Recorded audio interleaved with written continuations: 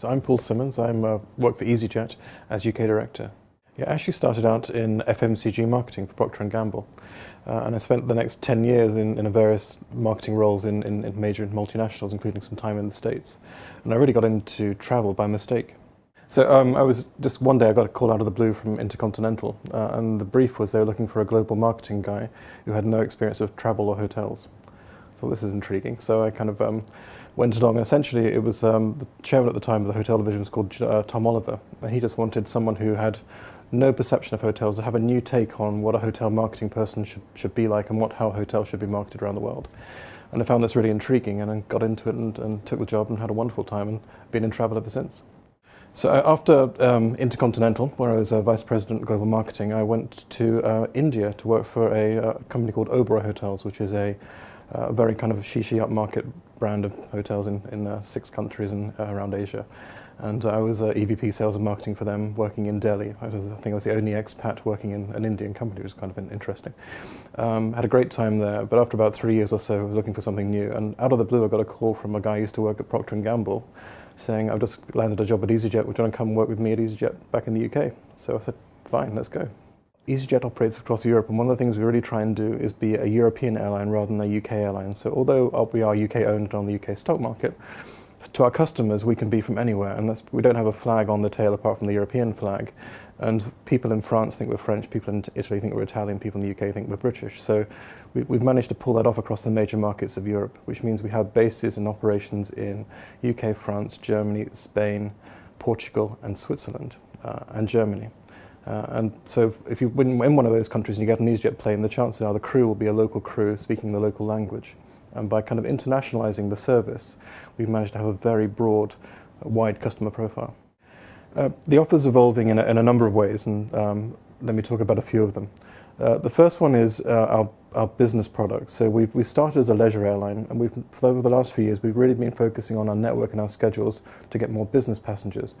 And in fact, if you look at the top 100 direct routes within Europe, point-to-point routes within Europe, we're on 46 of them, which is more than any other airline in Europe.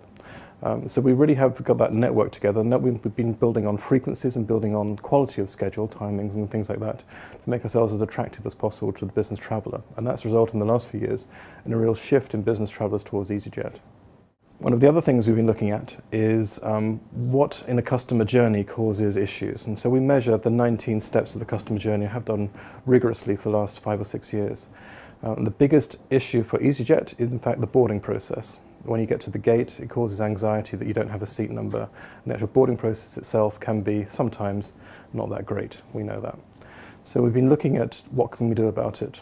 The obvious answer is to give everyone a seat number. The reason we didn't do allocated seating to start with is there was perception that it slows down the turnaround time of the plane.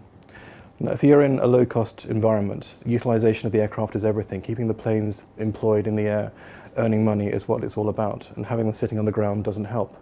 So the turnaround time is critical, and worrying about that has always stopped us doing allocated seating. But for the last 6 months we've been trialling what happens if we did do allocated seating. So on 5% of routes we've been running a trial where people know where they're going to be sitting on the plane before they get on, and therefore that problem at the gate is alleviated or removed.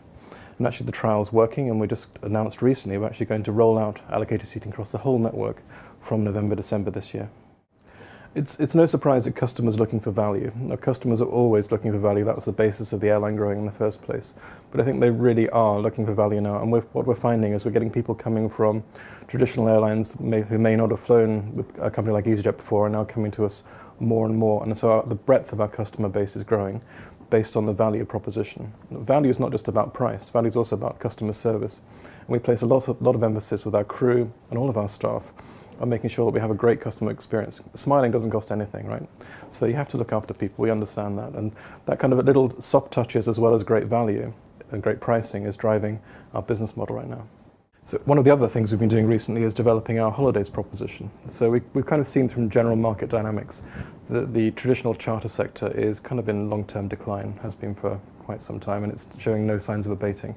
And so one of the things we've done is to come in with our own proposition to provide the best of the easyJet network, the best of flights, with some great value hotels and transfers, to just have an online holiday offering, which is going really well and challenging the industry. I think the trends in the marketplace are still towards consolidation. So we're seeing weaker players coming under more and more pressure, and every day or every week you kind of see someone failing in whether it's a travel agency or an airline. That's always been going on, but it appears to be a little bit more consistent now. And I think that as the economy gets tighter and tighter, people kind of get pushed, if they're not performing really well, kind of get pushed to the sides, which is unfortunate, but it's one of the things which is occurring in the current economy. And so in our world, in the airline industry, we see further consolidation and the big carriers kind of merging towards each other. And I think in Europe, you're essentially seeing Lufthansa Group, Air France Group, BA and Iberia and Ryanair and easyJet becoming the major forces. In fact, we're already number 4 in Europe anyway. So, but I think that those 4 or 5 larger organizations will start to really focus on Europe and be the major players. Well, mobile is having a huge impact, and for a business which is really founded online, we have to be at the forefront of how people want to access us. It's not for us to tell people how they want to book or book flights or look at what our schedules. It's for us to give it to the customer in the right environment. So I launched our mobile app around a year ago, just as a booking engine, and it's now getting about 4% of all bookings, which is 4%, which is good after a year or so, but it's growing exponentially all the time. And so you'll see more developments on that coming forward in terms of add-ons and builds. But we know that's the way of the future, and you have to be able to connect with people the way they want to connect with you, otherwise you're not really in business. The app already works with iPads, but it's going to carry on evolving, so it'll have new functionality, and we'll just make it easier and constantly look at the usability. One of the key things on the website as well is usability, to make sure it's very simple, very functional. If you want to dive off and learn more about destinations, that's great, we let you do that. But if you just want to book a flight or book a hotel, fine, you can do that too. So you have to look at what the customer's thinking about and what they're looking for. And they have a number of mindsets. It could be in a very simple, I know what I want to do it now mindset, and I've got a phone, I want to do it on the phone.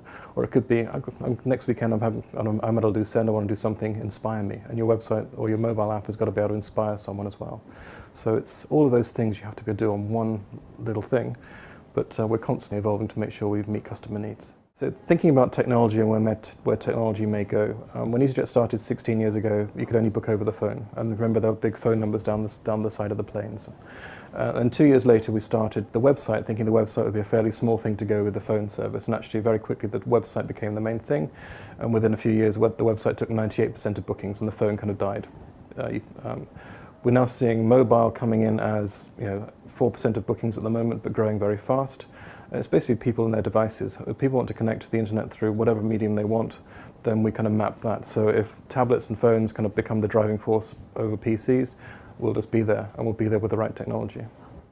I think the wider industry has a number of issues in terms of regulation. I think we need to work together to make sure that we stave off aviation being seen as a soft touch for taxation. So as a general economy becomes difficult and governments are looking for revenue sources, I think aviation and travel in general is quite often seen as a soft touch. It's a tax that is quite easy to collect, and it's easy to do. And so I think we need to make sure that we speak with one voice to say, no, this does affect jobs, this does affect the economy. You can't just tax, and it's not the gift that never stops giving. It will stop giving, and it will start to show diminishing return and hurt everyone as a result. But we need to be very strong and talk together about that. The industry working together, going back to taxation, is got to be the overwhelming thing. One of the things, if you talk to ministers in private, they'll tell you that, frankly, the industry has been fragmented, and so you're lobbying against things like APD tax increases. Haven't worked to some extent because different airlines have been saying different things, different trade associations have been saying different things. We need to find a way to speak with one voice, and if the one voice will be a huge voice, and I think we'll be listened to. But until we find a way to do that, it's going to be difficult.